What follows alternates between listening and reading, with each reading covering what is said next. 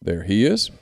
We're brought to you by Lammons Fine Jewelry. As I said, it's been a couple of weeks. Carson's been slammed with school and basketball and soccer and all sorts of stuff, but we're back with you today. It's spring break for them. It's a Monday afternoon, 3:45 as we record this. In the event that things break and change between now and then, you'll know that's why. I want to first, before we get started, tell you about Lammons Fine Jewelry.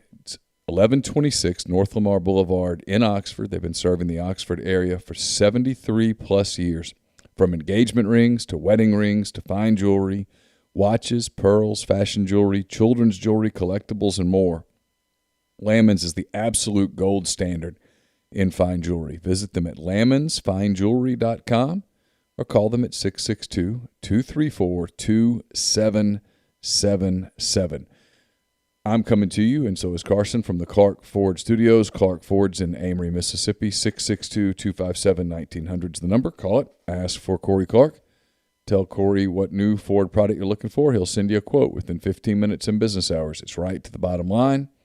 No hassle, no haggle. You get your quote, and the rest is absolutely up to you. You can shop that quote around. You can do what I've done, what I hope you do, and that's hop into a Clark Ford today. 662-257-1900. Carson, how are you? Oh, doing good. Just enjoying the break. Yeah. So your Lakers got a win the other day. Your OPC Lakers, y'all finally broke out of the loss column. Y'all lost a bunch of close games. Then you played a close game and you won it. Yep. What was the difference? Just played better. I don't know. All right, so you've got. Deal. I know y'all have had fun. It's been a lot of fun. You've got soccer tonight, and you've got basketball. So we'll get to it. The brackets are out. You're not a huge college basketball guy, but you've watched some because you watched some draft stuff. You got your bracket available. You ready to talk about who you got in your bracket? Or we'll start in the West. Everybody's got a bracket. You've got a bracket. It's college basketball time. March Madness is back. Everybody goes crazy about March. A lot of Ole Miss people upset, and I don't blame them. They're really close. One of the last teams to not get in as we record this, Ole Miss and Louisiana Tech in the NIT on Friday night. In the West, Gonzaga's the 1 seed, Iowa's the 2, Kansas is the 3, Virginia's the 4. Not exactly a loaded bracket. Iowa's a good team. I don't think they can play with Gonzaga. Oklahoma, Missouri in round 2, I don't think they can either. To me, you tell me, but I think Gonzaga gets out of this regional fairly easily. Yeah, that's what I think too. Oh, yeah. Yeah, I mean, obviously it's Gonzaga. They've always been really good. But yeah, that's what I would say. The East region, though, Carson, I think it's really interesting. Michigan's the 1 seed. Alabama's the 2. Alabama just won the SEC championship. Alabama's a very, very, very good basketball team. LSU's a dangerous 8 if they get past St. Bonaventure. Florida State's a very dangerous 4. Leonard Hamilton has the Seminoles are a very good team. Shaka Smart has a Texas team that's very good as the 3 seed. It's a dangerous field for Michigan, Juwan Howard and the Wolverines. Who do you have coming out of the East? East, I have Michigan and Alabama. Who wins it? I think I just went for Alabama because that's the only team I watch, or that's the only team out of those 2 that I watch. But still, I went with Alabama too. I think they're a tournament caliber team. They're also really good too. I mean, they're fairly deep just from the games I've watched. Well, they're deep. They have a number of different guys who can score from the outside. They have veteran leadership in Herb Jones and John Petty Jr. Nate Oates has done a terrific job. They're talented at the point. They're guard-oriented. They'll crash the glass. They play a style of play that's hard to prepare for in just 1 or 2 days. I like them, but I'm going to tell you, the possibility of an Alabama-LSU Elite 8 game has me excited because they almost fought before the game yesterday. They looked like they were about to fight after the game yesterday. That was a super emotional game, the entire game for both teams. I'd love to see it. All right, in the South, Baylor is the 1 seed. The Bears had a really strong year under Scott Drew, who's going to get some consideration for that Indiana job. Ohio State down at the bottom of the bracket is the 2. The rest of that bracket, Arkansas out of the SEC is the 3 seed. Purdue out of the Big Ten is the 4. Trying to see if anybody else sticks out as a possible spoiler there. Florida's a 7. They're not good enough to do anything. Virginia Tech's a 10. The only I do think I think Baylor's the favorite here, but I don't have Baylor winning the South. Who do you have winning the South? I mean, I had Baylor. No, I have no idea why, but I have Purdue beating Baylor. I don't even know why, but change that real quick. But, No, it's okay. So you've got Purdue beating Baylor in the Elite Eight. No. I have it. Just randomly had that for some reason. Okay. I think I accidentally hit that yesterday. Okay.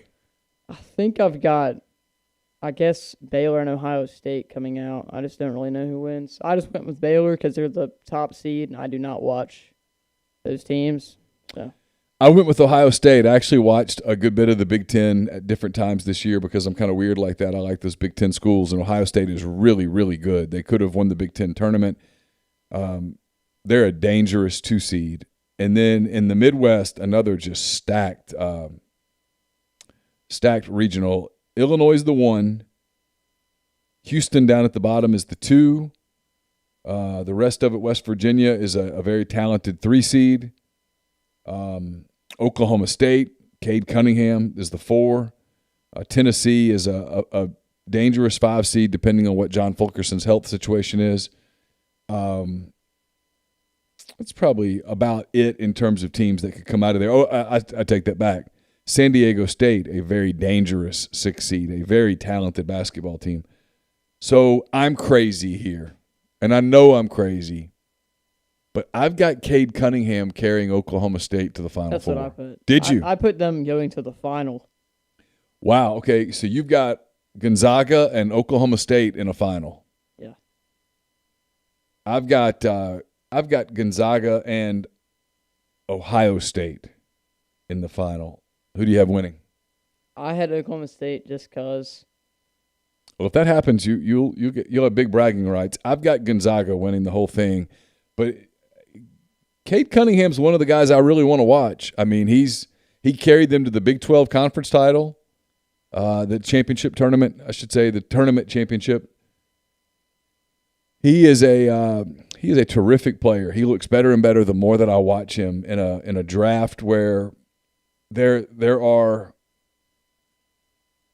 4 legitimate, maybe 5 legitimate future stars at the top of the NBA draft. And it sucks to know we're not getting a single one of them. We being the Thunder. We'll talk some draft. Let's talk some draft here.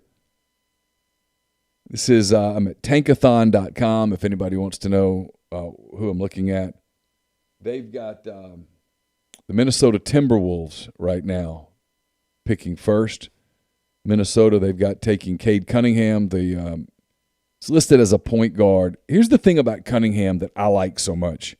He could play the point. He could play the 2. He could play the 3. He's 6'7". He's 220. He's so smooth. He's 19 and a half years old. So they got him going number 1, averaging 20.6 a game for the Oklahoma State Cowboys.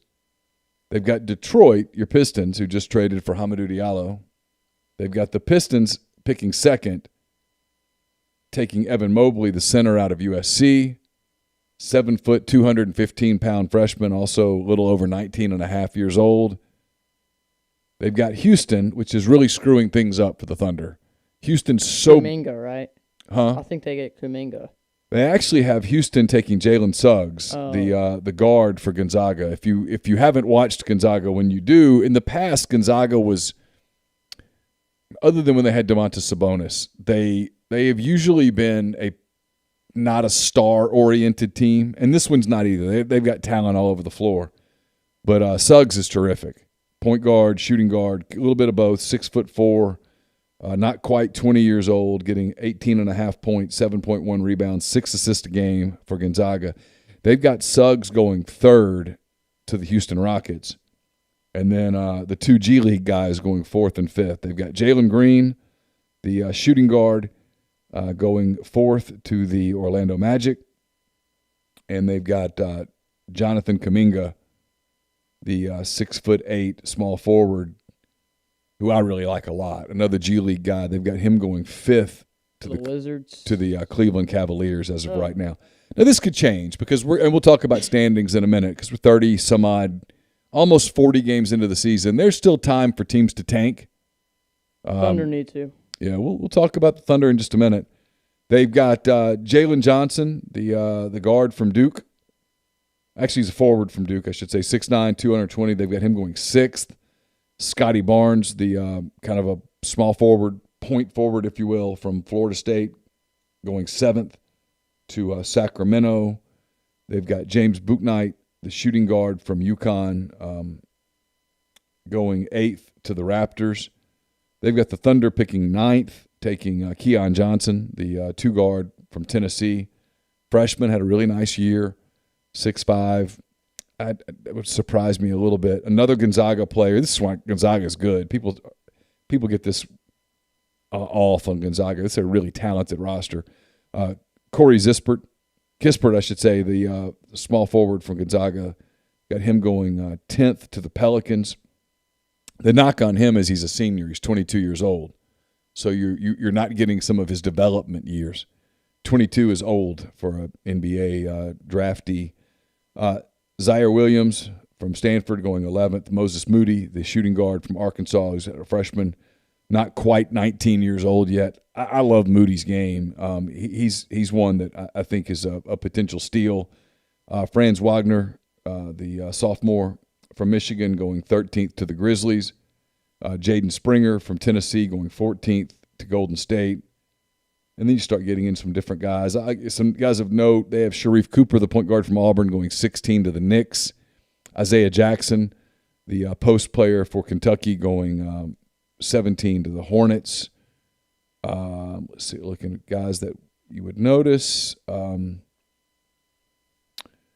Davion Mitchell, the point guard from Baylor, they have him going 26 to the Lakers. Who did I miss? I know you're curious, Carson, who the other Thunder pick would be. Did I skip right past it? The Thunder will have they have the Thunder at 20, taking Kai Jones, the forward center from Texas. I'll be honest, I'd be a little surprised if that's the route that they went. I think it's very likely, in fact, that the Thunder trade up. I think it's quite likely that the Thunder trade up. And where do you think they trade up to? I think they want to trade into the first 4 picks in the draft. I do. I think they have the assets to do it. They have. Do you think they would trade up, or do you think they would be able to trade up for Cade? Because I know they probably could, but I just don't know if a team would want to pass up on the opportunity to take him. Well, the question would be if you're Minnesota, because I think that's look, it's going to be ping pong balls, right? So you never exactly know who's going to win that spot in the draft. I think what would be curious is to see just what's more interesting to me is not can the Thunder trade up, because they obviously can. They have tons of assets, and a team even picking first would have to look at it. The question would be, are the Thunder willing to trade the assets it would take that they've accumulated to get one of these guys? Are they in any form, shape, form, or fashion in a hurry? Which kind of leads to this. So we'll go to some standings now, because I think this is where things get interesting. And we're talking Thunder right now, so we'll start in the West. I've got a couple of Thunder hot takes that involve other players too. Turn your mic this way a little bit. There you go. So these are the standings as of March the 15th, if you're listening, in the West. Utah, still hot, number 1. They're 28-10. I want to talk about Phoenix in a minute. Phoenix, right now, one of the big surprises in the NBA. They're 25-12 in the second seed right now in the West. The Lakers half game behind them, 25-13. The Clippers a game back of the Lakers at 25-15. Denver and Portland are tied for the 5th seed. They're both 22-16. If the playoffs started tonight, San Antonio would be the 7th seed in the West, 19-16. Dallas would be the 8 at 20-17. Golden State would be a game back in the 9 seed at 20-19. Memphis just fell under 500 for first time in a while. They're 17-18. New Orleans and Oklahoma City are tied for 11th in the West, both 17-22. Sacramento is 15-23. Houston falling like a rock, now 11-26. They've lost 7 straight games. And then the Minnesota Timberwolves now 9-30. They're in last place in the West, although the Timberwolves fast falling in love with Anthony Edwards. So the question would be, if you're a team like Minnesota, if you're a team like Houston, if you're a team that needs to accrue picks, if the Thunder, let's say the Thunder had the 6th pick, which would be their pick, because Houston probably will stay in the top 4 in all likelihood, and they're going to have the Heat's pick, which is going to be somewhere between 17 and 22. Okay? So the question would be, if you're one of those teams, would you trade the 1st or 2nd pick for the 6th pick, the 18th pick, and then 2 future number 1s?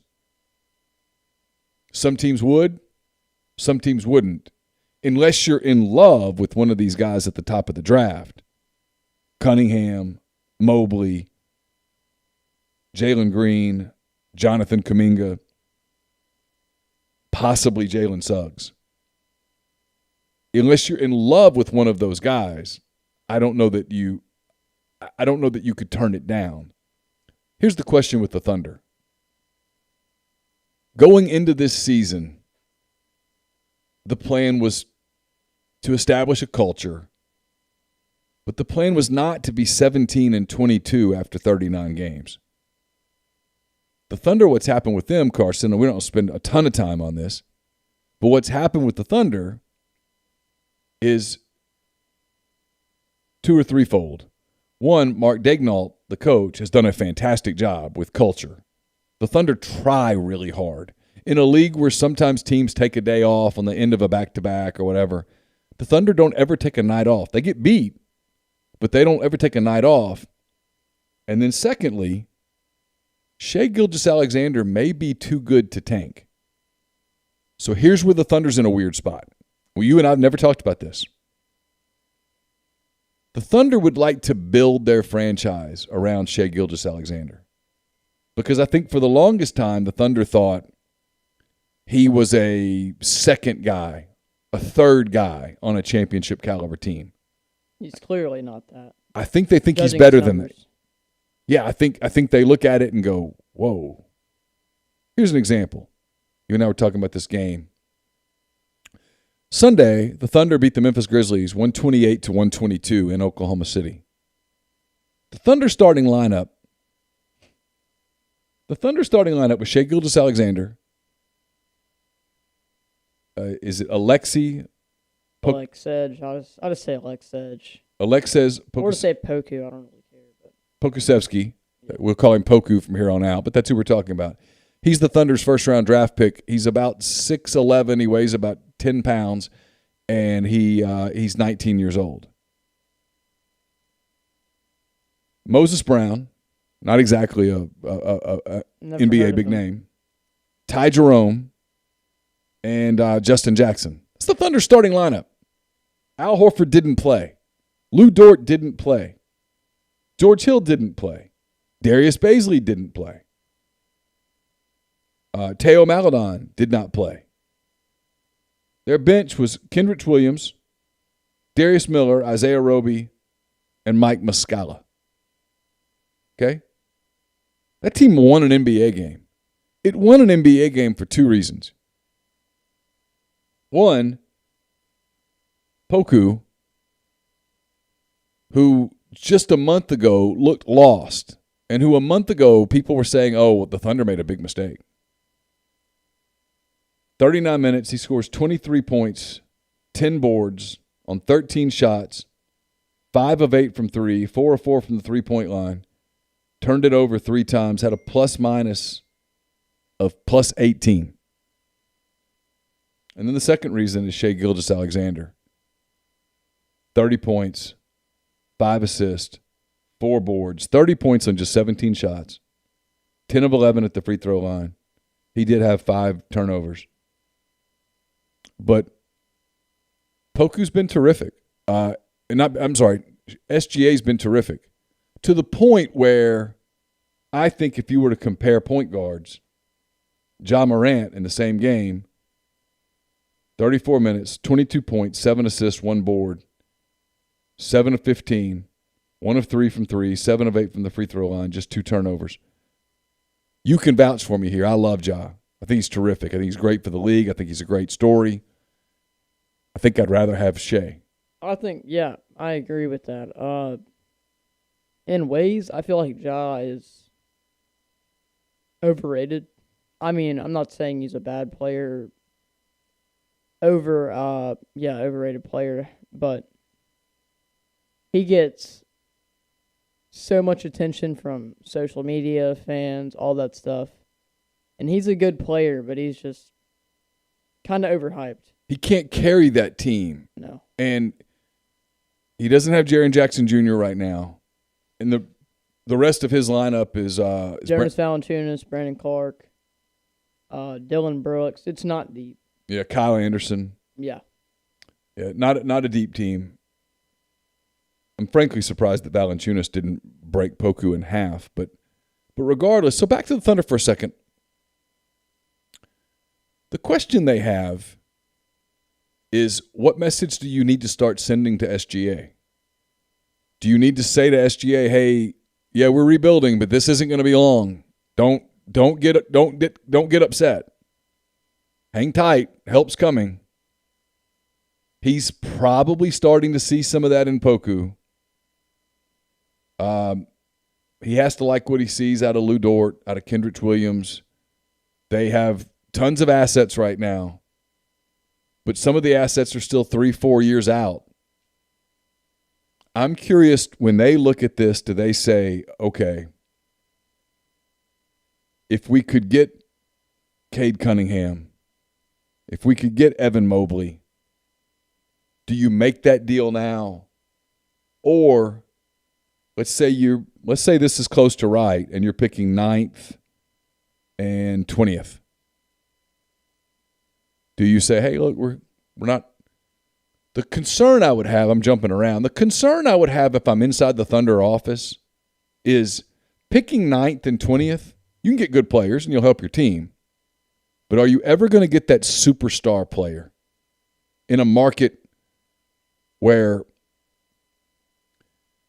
it's difficult? You're never going to get – you're not going to get a free agent to come there. You can draft Kevin Durant in Oklahoma City, but you're not going to get Kevin Durant to sign as a free agent in the prime of his career in Oklahoma City. So what do you do? I think they're one of those teams that as this season winds down, they're going to be really interesting. Now, I think it's more likely than not that the losses start to come. They're going to trade George Hill. I think they'd love to move Al Horford. I think you're going to see them play the young guys, and these young guys, Poku's not ready to go for 23 a night. So he's going to have nights where instead of getting 23, he gets 3. Mm-hmm. And they'll lose some games. They'll just be really inconsistent, his numbers. Yeah, they need to be.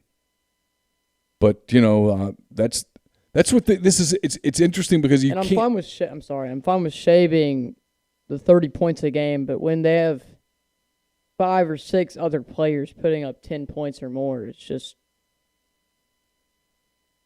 really weird. The question they have is, how close do they think they are to being a contender again? Because if you think that, hey, we're because I'm looking at the standings right now. They're gonna finish behind Memphis. I think they'll still finish behind New Orleans. New Orleans is still better than them.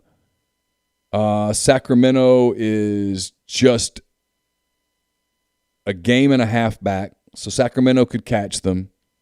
Houston's getting to a place where Houston can't catch them. Houston's 4.5 out. Minnesota's not going to catch Oklahoma City. So we'll switch to the East here as we continue this conversation, because some of these teams have decisions to make.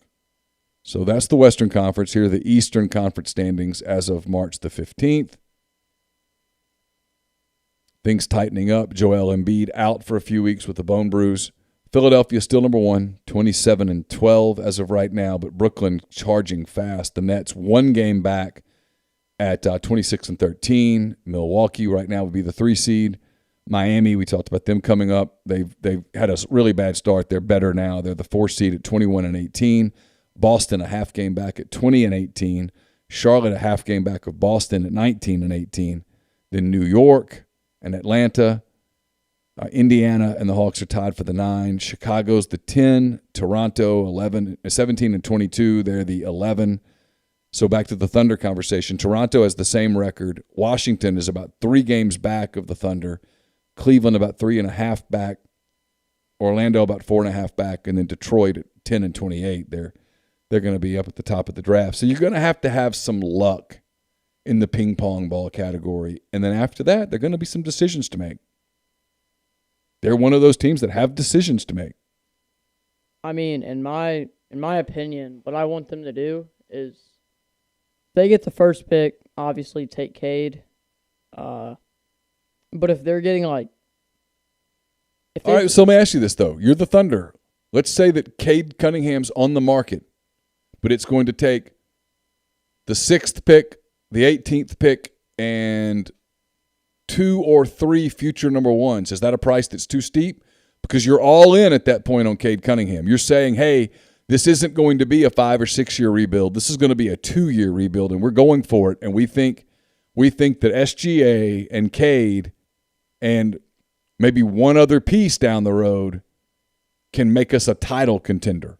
Because otherwise you don't do it.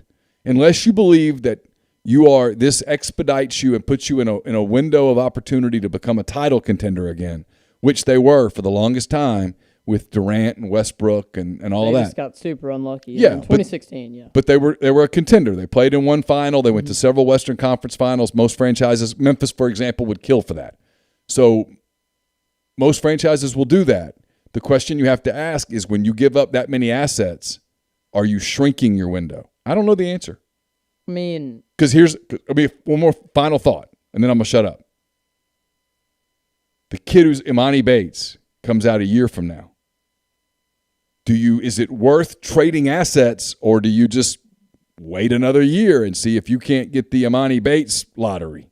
You know what I mean? Because you go from falling in love with Cade Cunningham to falling in love with Imani Bates. I'll shut up now. I mean, there's 2 solutions to that. I feel like if say if they get the 4th, 3rd, or 5th pick out of that lottery, I feel like they just take one of the bigs, because that's one thing I feel like we've always needed. We've either needed a scoring shooting guard or a good center power forward, and that's right there. I feel like Kuminga, or what's his name, Mobley? Evan Mobley. I feel like one of those 2 could be a great big down the road, and they could always still tank with those 2, Shea and him, and then maybe you get lucky and you get Imoni. Probably you wouldn't. You could still trade up for him, and then there you go. You just play it out that next season. That's just what I feel like could be really exciting, because that'd make you a really deep, really young team. You'd have those players for another 6 years. Shea, this is his 3rd year. And at your 6th year, you have to what? That's when you get your free agency, correct? Yeah, a team like the Thunder, a team like Memphis, they realistically can plan on keeping an SGA, a Ja Morant for 9 years, and then after that, he's got to want to play there. You have financial incentives that can make it where a player would really have to want out to not take that, because it's big money. Mm-hmm. Imoni Bates, by the way, just turned 17 less than 2 months ago. Consensus number 1 player in the 2022 class, going to Michigan State, 6'8". Have you watched any highlights of this kid? I mean, some. He's something else. He's special. Let's talk Eastern Conference standings a minute. We looked at that. Philadelphia, obviously, that's the other, not to go crazy on this, it's the other guy. If I'm Philadelphia, man, if I could have Shea Gilgeous-Alexander with Embiid, woo. Brooklyn really looks the part, Carson, and they added Blake Griffin. What'd you think of the Blake Griffin addition? I mean, it was cool. He's obviously older, injuries. I mean, it's cool, but I mean, I don't know what it's going to do for them. The only thing I want to see him do, though, is fix his hips and dunk again. It just felt like to me this is the Nets just trying to get one more guy that you can put on that second unit, one more guy that in the playoffs, they're going to want to do some things where they let Harden run that second unit by himself, and maybe a guy like Blake where you're not asking him to score, you're just asking him to get rebounds and be smart, be a leader, one more shot at a ring, that he might bring that to the table. The interesting thing with Blake is that, fair or not, he's kind of got a reputation for being a bad teammate. And on this team, there's no space for that because you're already asking these three ball-dominant superstars to get along. And it seems and they have. It seems to be working, yeah. Ironically. I didn't think that was going to be the case. I figured Durant and Harden would be fine, but I feel like Irving would just mix it up a lot. But it worked.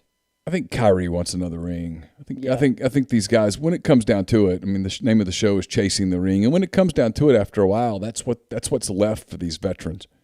I'll give Kevin Durant credit. I mean, he's a guy that kind of helping to establish some personality there. I mean, he's establishing culture there, and I look at them right now in the East. I mean, the only team. I don't think Philly could beat Brooklyn in a series. I'm not sure about Milwaukee. Here comes Miami, but they don't feel like a title contender. I mean, it kind of feels like it's fast become Brooklyn's conference to win. Yeah, I think it's just Brooklyn, obviously, because they have three of the most popular players in basketball. But I think even though there's still the Celtics, the Bucks, I guess you could say I'm not saying the Pacers are going to win anything. I'm saying they could. They're down. Scare you in a series. I'm just saying, there's a couple teams that are good. Well, they just got Karis LeVert back. The Pacers did. Got the mass removed from his kidney. He's back playing. So Indiana, it's great news. The trade may have actually saved his life, as crazy as that was, because that physical is where the mass was caught, and so they got it taken care of. And so it'll be interesting to watch Indiana a little bit as they incorporate him into what is a good young team. I mean, I like that team. And that team, in my opinion, is pretty underrated because you think about it, they have Brogdon, LeVert, Sabonis. There's probably more. Their problem is they have to hurry. Yeah, they're 17-20. They're right now tied for ninth. They're not even a playoff team as of today, so they don't want to draw Brooklyn or Philly in the first round. So they've got to get to that 6th seed or better, and there's a lot of work for them to be done there. We didn't talk about the top of the West. Before we go, let's do that. We talked a lot about the Thunder. We talked some Grizzlies. But neither one of those teams are winning the West. Utah's still up front. Phoenix is making a run, and there's the Lakers. There's the Clippers. Here's my question. We talked about Utah a lot a couple weeks ago. What about Phoenix? Devin Booker, Chris Paul, DeAndre Ayton.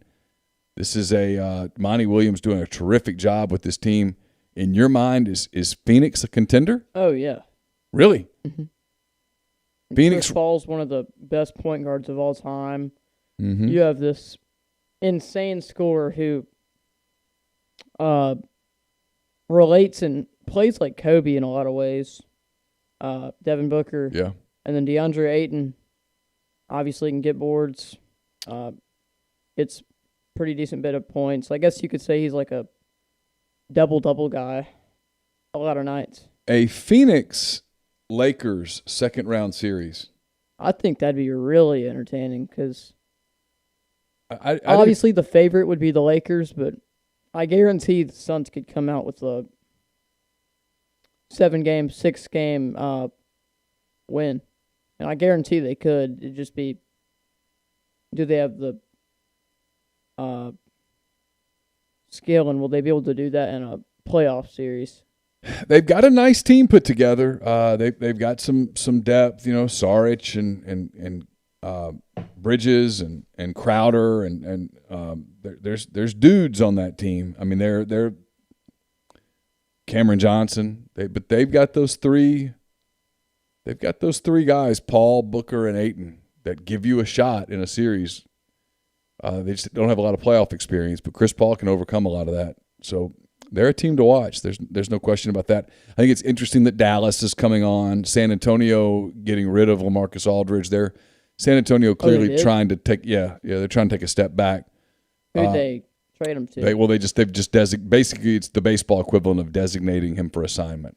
Oh. They're going to mutually part ways, find a place for him to go. Wasn't working there. They put him on the bench there, and he didn't want to be a bench player. So I don't know what the market for him will be moving forward. But the other guy that's out there on the trade market perhaps is Houston could move Victor Oladipo somewhere, depending on what happens there. As Houston very clearly at this point is kind of hoping for some ping pong ball luck, hoping to keep that top 4 pick. Their pick is top 4 protected. If it's 5 or below, it belongs to Oklahoma City. So that does it for Western Conference standings. We'll come back maybe later this week, first part of next week. We'll update brackets. We'll look at the tournament. We'll continue to talk about the draft. A lot of draft talk coming, and then we'll look at the trade deadline, which is about middle of next week, I believe, March 24th, 25th. So we'll look at some possible trades that are being rumored out there and how that might impact races or not. So until then, don't forget we're brought to you by Lammons Fine Jewelry. Go to lammonsfinejewelry.com. For Carson McCready, I am Neal McCready. Have a great rest of your week. Take care.